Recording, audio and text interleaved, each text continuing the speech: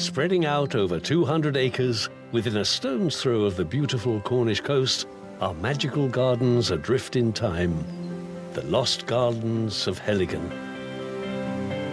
Tropical plants, hidden woodland, and a restored tradition of horticultural pioneering which have been developed and nurtured for more than 250 years. Part of the Tremaine estate since the 16th century, Heligan lies just outside the fishing village of Mevagissey on the South Cornish coast.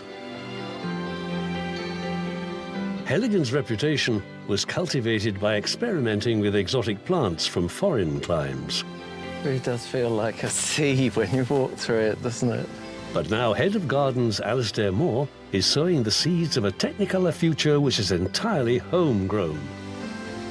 I have to say, this is the best thing I've ever been involved with. He has helped create Heligan's first ever commercial wildflower meadow. To be able to do something on this scale has been fantastic. How can you not walk through this and feel your soul lift? And this 15-acre spectacular is just the beginning. I think initially, we just love it because it looks amazing. It's just a real visual treat. But on a secondary level, it's also really, really important in terms of the work it's doing to help support pollinators. Our pollinators are under serious threat. We've lost 97% of our wildflower meadows nationally. And so providing habitat for insects that go on to help provide us with our food is really critical. Alasdair's master plan is to harvest the seeds from this colourful crop every summer and sell them on to other farms and estates across Cornwall. Today, he's taking stock of his blooms.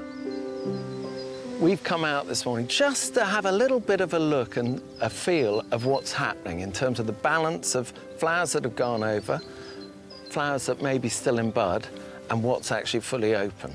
And the critical thing, as with all harvests, is hitting it when it's actually at its height for seed collection. If Alasdair's glorious vision blossoms, whole swathes of Cornwall's countryside could be carpeted in multicoloured meadows. But the next few weeks will be crucial. I think at this stage, the only concern I would have is if we have like a weather event, because the one major enemy to us harvesting this seed is wet. And if the crop is wet, the issue we'll then have with drying the seed before it gets cleaned will be severe. Yeah, no rain now would be good.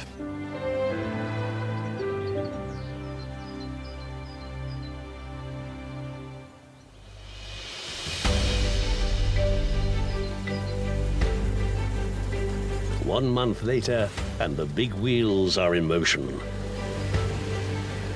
Heligan's horticultural hero has rattled up a combine harvester to reap what he has sown. It's been a glorious display through July and August, and now timing's perfect. So it's going to be a good day, I hope. Fingers crossed. It's a momentous day, and it seems like Alasdair's rolling in clover.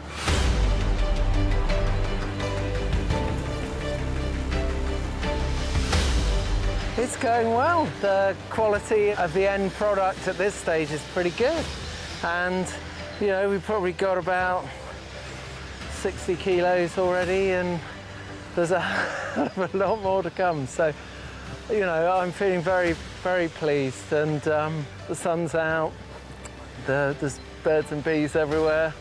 You know, what's not to love? It all bodes well for a great harvest. With the harvesting of the wildflower seeds in full flow, Alasdair must make sure that the precious produce is saved and dried quickly.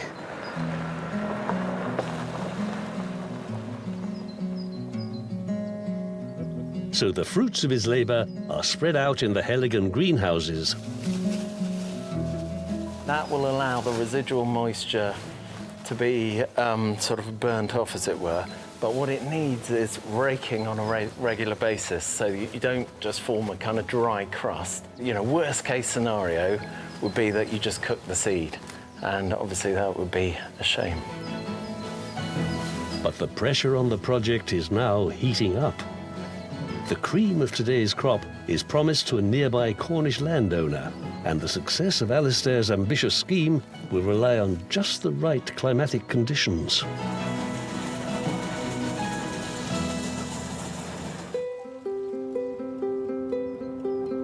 At Heligan Gardens near Mevagissey in South Cornwall, Alasdair Moore's wildflower revolution is gaining momentum. That's the last one. Lovely. Cheers, Mark. A successful summer harvest has reaped a bumper crop of his rich mix of important meadow seeds. He's now packing them to cast far and wide. I'm probably struggling to keep up with you, George, because I know you're the ace seed packet man of Heligan. A small proportion will be picked up by Heligan's visitors, but he's banking on the bulk of his crop being bagged by farms and big estates. You know, it's just lovely to have a deep sort of sense of provenance with these seeds. From germination to going in the packet, they have not left the premises. It's great to think of them actually then going out into the wider community and germinating and coming to flower and setting seed elsewhere. And it'd be lovely for Cornwall to become the wildflower epicentre and make it even more beautiful. The biggest, boldest enterprise begins as a tiny seed of an idea. And today, Alasdair's dream of a huge wildflower rollout will get a major boost. He's heading more than 20 miles north to the edge of Bodmin Moor and a farm at the heart of an ambitious rewilding project. We don't need to put a lot on. It could go in any turned ground, is absolutely fine. Farmer Merlin and his group of volunteers know that restoring Cornwall's wildflower meadows is crucial for both insects and humans. Without pollinators, all of our land would just be a barren, scorched earth. It is so important, and the decline over the last few decades as we fertilizers and pesticides has just been utterly tragic. Anything that we can do, especially with local native breeds like the Cornish black bee that we're trying to bring back, some of these solitary bee species, anything we can do to help and support them, the better.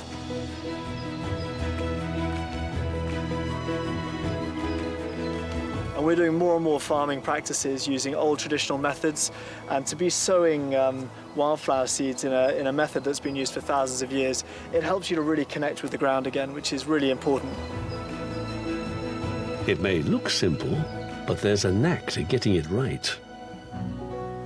You've got a slightly I was trying a new style. Action there. I was trying a new style, but I don't think it worked actually. No, well, I don't know. Well, I thought if you fill your whole hand with seeds, you can then just shake your hand and a little bit comes out each time. I don't know, it just reminded me of a sort of a bishop with incense or something. Sort of blessing. You know, exactly. Blessing the ground with seed. Yeah.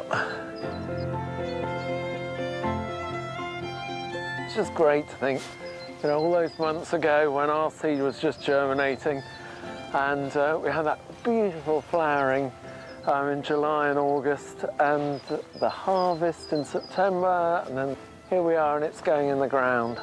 It's great, it just feels like job done for this season. It just feels good. It's exactly the end of the process that I'd imagined. So yeah, I'm just delighted. It's early days, but Alasdair's ambition to transform Cornwall into a wildflower wonderland is germinating nicely. His big belief is that the spectacular meadows he has nurtured at Heligan could be a scene replicated across Cornwall and far beyond.